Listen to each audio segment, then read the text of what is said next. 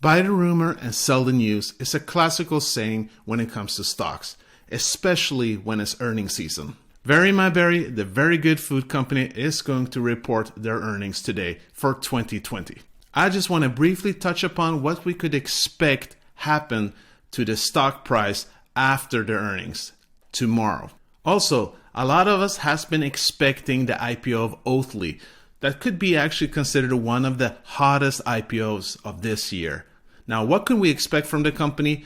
What kind of revenues do they actually make at this moment? Those are also the kind of things I want to discuss in today's video.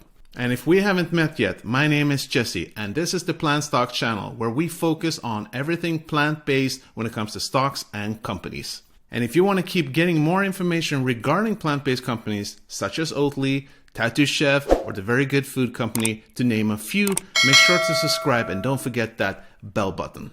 And I would really appreciate if you wanted to help me out to smash that like button, since if you do that early on in the video, it will help spread the message of the channel. Thank you, folks. I truly appreciate your help.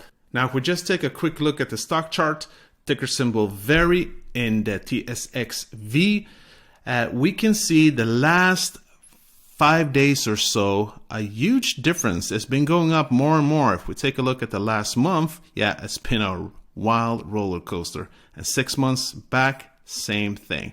So the last 5 days, yeah, it's trading upwards. I think it's actually around 13 to 15% in the last 5 days that is going up.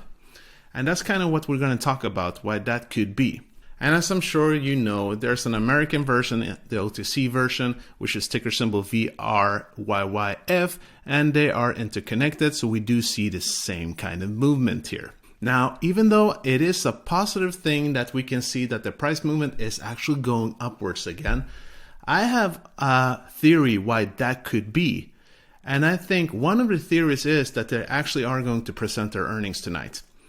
And there is an old saying, like I said in the beginning, called buy the rumor and sell the news. And what does that actually mean for those who are not familiar with that term?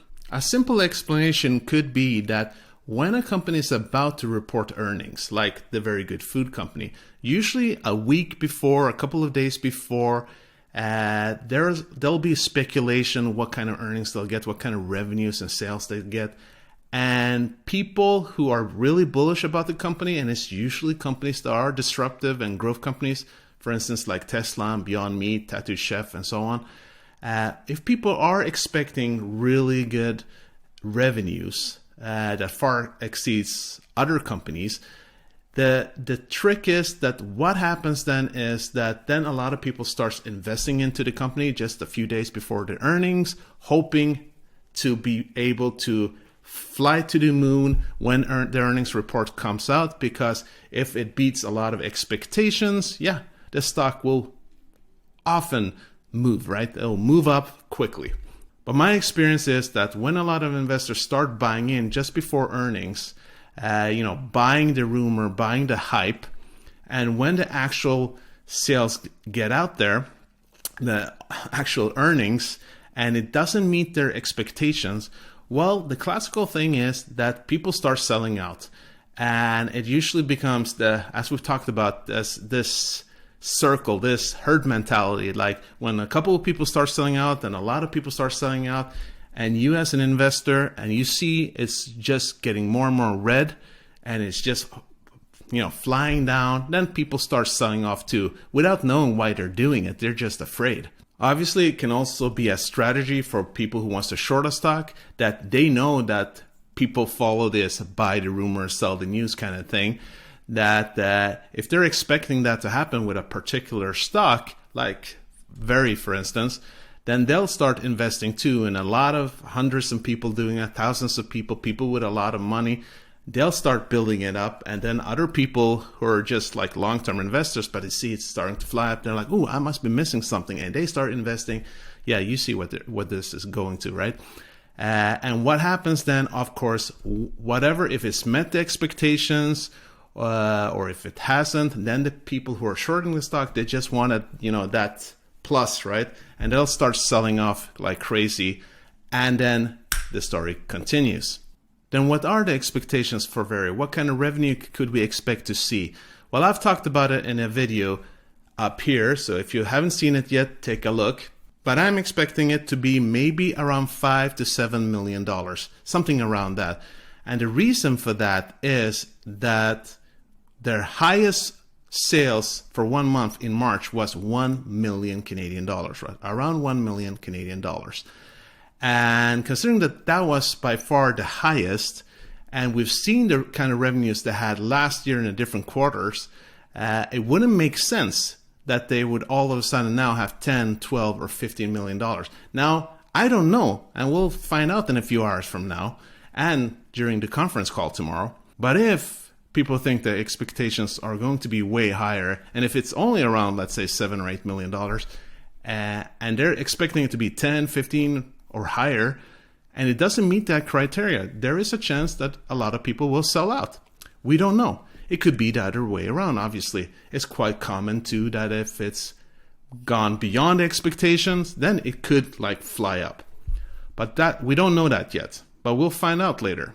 So I just want to say, just to prevent a lot of sellout there from the people who follow my channel anyways, that don't sell out whatever happened. That's my opinion anyways as a long-term investor, because if it does start to shoot down again, there's no reason to sell, because we know it's only temporary and this company is going to do really well long term. But it will give you, once again, an even better opportunity to buy more at great prices. So just try to be prepared. Whatever happens, it has nothing to do with the fundamentals of the company. We know this is a great company, great management team, a lot of great opportunities coming their way now in the next couple of years. So just as we always say, think long term. And funnily enough, when I was going to show you the conference call tomorrow, it's already up almost 5%, another 3% since we just looked at it a few minutes ago. So yeah, we'll see what happens. Again, I want you to understand that I'm hoping that it obviously will be higher than $5 to $7 million, that it kind of blows us all away. But we'll have to see, because we don't have all the numbers, we don't have all the facts yet, right? But if anyone wants to join me tomorrow for the live stream of the actual conference call, you can see here it's going to be around 11 a.m. Eastern time and 8 a.m. Pacific time. So again, I thought I would do a live stream here on the channel. So it'd be fun if we just joined in, could have some chatting and conversations during this interesting conference call that I think a lot of us are excited about. Because no matter the numbers, even if you find out the numbers today, we might find out other details about the company and their plans for the future that could be beneficial to know.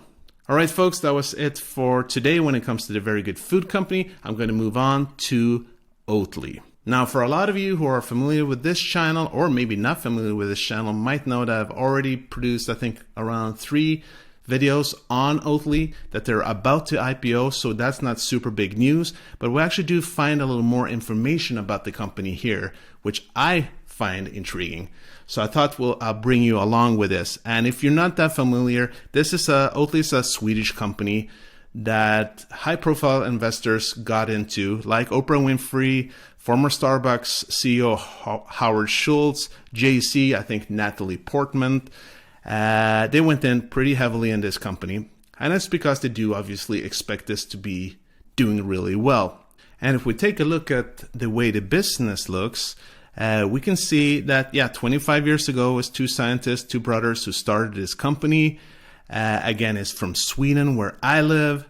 It is a plant-based product that is basically made by oats. We've taken a look at this before. Different oat dairy alternatives like milks. They have some yogurts on the go and chocolate drinks. And they have different creamers. So basically most of you could expect that is dairy related. Custard, cream cheese, ice cream. And so the story goes on. So guys, let me know down in the comments. Have you ever tried Oatly's products? So they basically sell these products in Europe, in the United States, and China. And they're doing really well in the United States as of yet. And this is information I actually didn't know before. and it is that they are actually at 60,000 stores out there around the world, and then another 30,000 coffee shops worldwide. And the biggest partners here are Target and Alibaba and Starbucks, and also Starbucks in China. So really a really large company, much larger than I actually expected. I mean, that's 90,000 locations, which is impressive, especially for little old Sweden here with a population of 10 million people. Yay, Sweden! No, but seriously, I think it's impressive considering that 90,000 locations. Now, Beyond Meat has about 120 to 130,000 locations. So it's quite close to that. So I would say, if we don't compare with Beyond Meat, it's probably one of the largest plant-based companies out there, no doubt. And then if we take a quick look at their financials, this is also a number that really shocked me, that they're this large. Last year in 2020, they generated 420 million in revenue in sales, going up 106% from 2019. And why this also blows me away, basically, is that if we take a look at Beyond Meat, which is the industry leader when it comes to plant-based meats anyways, they actually had a lower number than this, around, I think, 406 million, but very close. So they're quite equal when it comes to the money side there, right?